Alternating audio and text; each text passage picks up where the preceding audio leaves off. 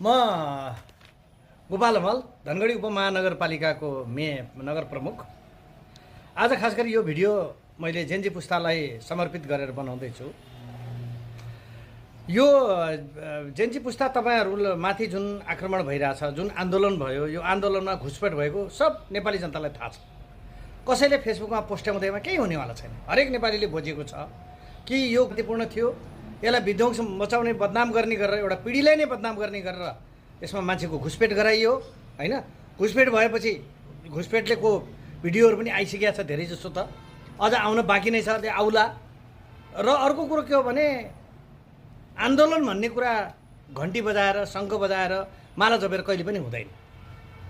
यो हिजोको आन्दोलन पनि हामीले देखेकै हो, आजको आन्दोलन पनि देखेकै हो। त्यसर्थ के हो भने सबभन्दा ठुलो कुरा त तपाईहरुको आन्दोलनले मागेको के हो त? मुख्य चोरो कुरो यो। तपाईहरुले त के छ भने अब हामी विदेश पनि जाँदैनौँ, यो देशलाई माया गर्छौँ, यो देशमा बस्छौँ हैन। मेरिटको आधारमा चाहिँ नि यहाँ काम होस्, भ्रष्टाचार नहोस्, सुशासन होस्, मागेको यति होइन। अहिले खोइ त जेनजीहरु के शासन सत्ता मागेको थिएन? मागेको थिएन। 51 जनाले शहादत प्राप्त गर्यो। अहिले जेनजीलाई बदनाम गर्ने, जेनजीलाई गिल्टी फिल गराउने जुन काम भइरहेको छ, यो एकदमै गलत काम भइरहेछ। जसले गर्दै हुनुहुन्छ नगर्नुहोस्।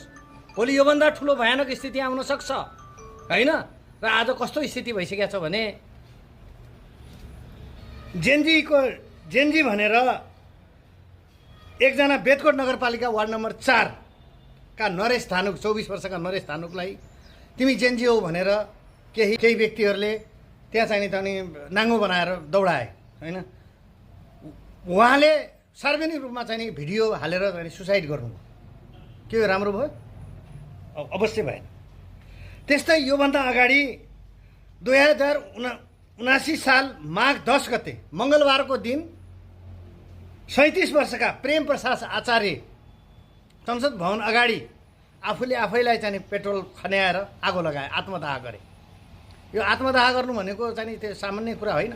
हामी सानो चिज एउटा चाहिँ लाग्यो भने चाहिँ पोल्यो भने हामी आहा गर्छौँ, तुरुन्तै केही न केही मेडिसिन युज गर्छौँ भने आफ्नो जिउमा आफै पेट्रोल खनाएर मर्नु भनेको स्वाभाविक कुरा होइन। तसर्थ के छ भने यो जे भयो, यो कुरालाई जेनजी पुस्ताले जे गर्यो यो हामीले गर्न सकेन, हाम्रो पुस्ताले गर्न सकेन।